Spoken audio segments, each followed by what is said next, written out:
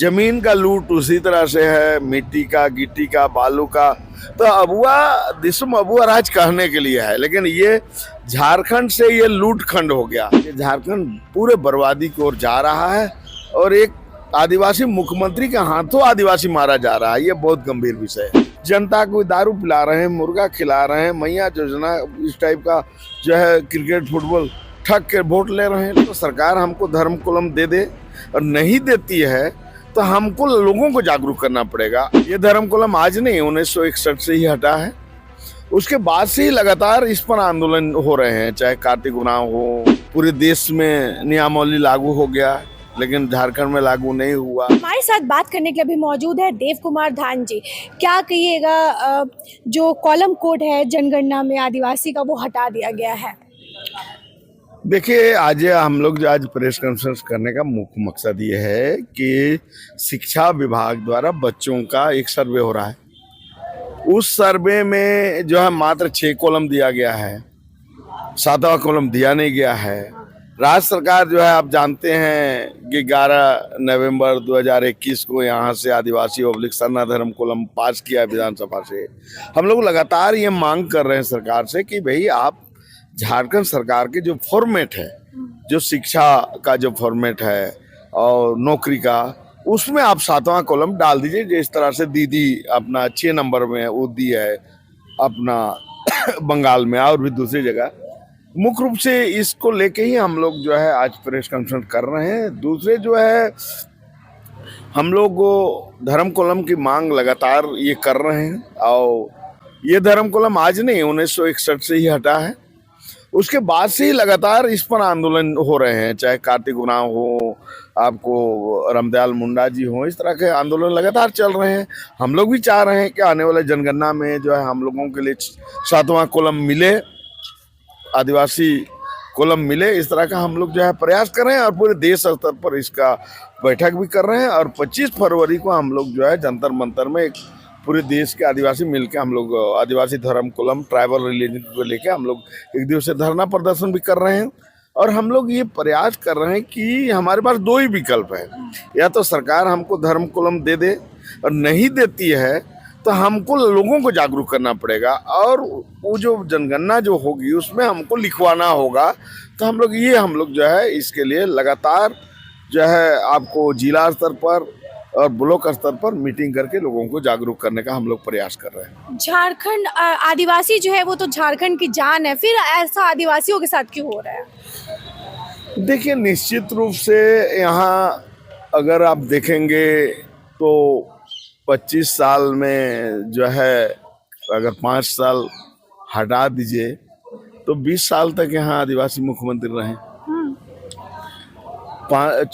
9 साल तक करीब करीब ये आपको आप बीजेपी का मुख्यमंत्री रहे आदिवासी। 11 साल से अधिक यहाँ कांग्रेस और जेएमएम में रहे हैं। लेकिन कोई भी समस्या का समाधान आज नहीं है। पेशा जैसा पूरे देश में नियमावली लागू हो गया, लेकिन झारखंड में लागू नहीं हुआ। जमीन का लूट उसी तरह से है, मिट्टी का, गिट्टी का, बालू का। तो अबुआ दिसुम अबुआ राज कहने के लिए है, लेकिन ये झारखंड से ये लूट खंड हो गया।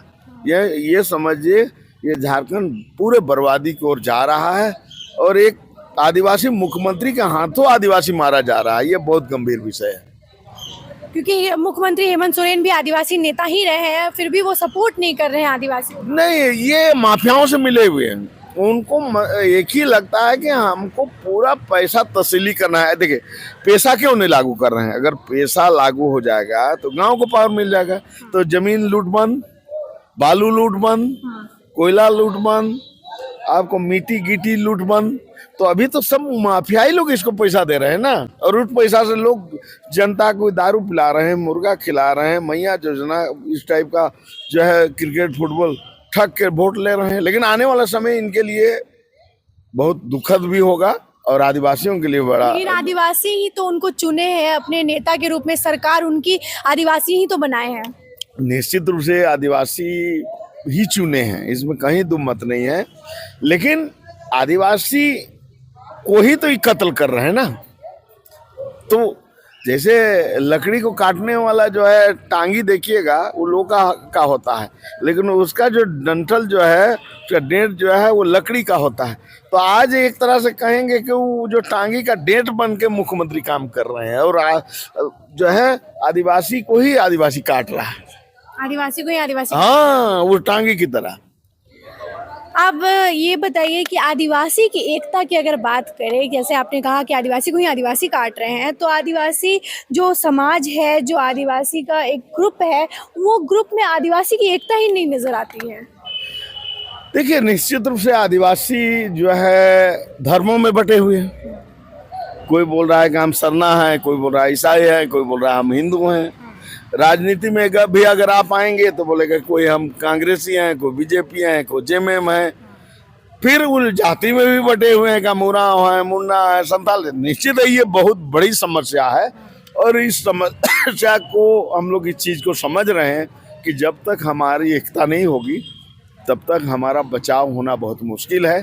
तब तक ना हमारा जल जंगल जमीन रक्षा हो पाएगी, ना हमारा धर्म कोलम मिल पाएगा।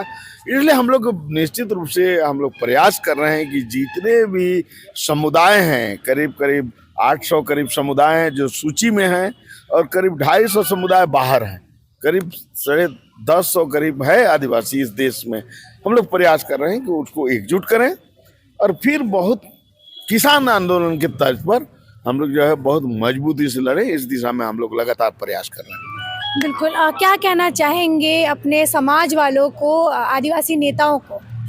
हम यही कहना चाहेंगे कि जाति से, पार्टी से और धर्म से ऊपर और अपने व्यक्तिगत स्वार्थ से ऊपर उठ के निश्चित रूप से आदिवासियत के लिए हम लोगों को मिलजुल के जो है लड़ाई लड़नी चाहिए। चूंकि ये लोकतंत्र है, जहां हम लोग सब मिलेंगे तो निश्चित है कि हमारी समस्या का समाधान होगा और हम सुरक्षित होंगे, और नहीं तो बटेंगे तो कटेंगे। अच्छा, ये बंटने का वजह क्या है? क्यों लोग बंट जाते हैं? देखिए, इसका वजह एक तो हमको लगता है अशिक्षा है, दूसरा व्यक्तिगत स्वार्थ है। यही हमको लगता है। व्यक्तिगत स्वार्थ की वजह से जो है पूरा समाज एक झेलता है चीजों को।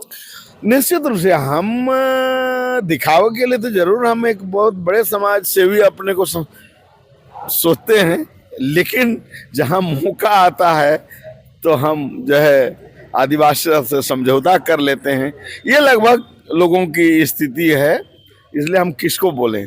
इसमें सुधार तो लाना पड़ेगा समाज को, तभी समाज जो है बच पाए।